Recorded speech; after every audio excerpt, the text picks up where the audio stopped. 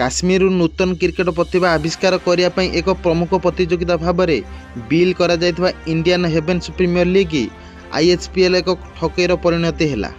यार आयोजक मैंने टूर्नामेंट मझिरू पलाई गले। फलस्वरूप क्रिस गेल भली अनेक पूर्वतन अंतर्जातीय तारका बिल न पाइबा जोगु एठारे एक होटेल फसी रही। अक्टोबर शेष सप्ताह बहुत धूमधाम आरंभ होता IHPL मोहालीर एक युव समाज द्वारा आयोजित होता। गेल डेविन स्मिथ, जेसी राइडर और साकिब अल हासन भली पूर्वतन क्रिकेट विशिष्ट बड़ बड़ बिल बोर्ड सहर में विभिन्न स्थान में लग जाइथिला, जो घोषणा करा जाइथिला जे यही मेगास्टार माने स्थानीय खेली मान सहित लीग खेलिबे, जहाँ नवेम्बर 8 रे शेष होबाकु थिला। अधिकांश मैच बक्सिंग स्टाडियम रे खेला जाउथिला एवं विरति समय लाउड स्पीकर संगीत बाजुथिला।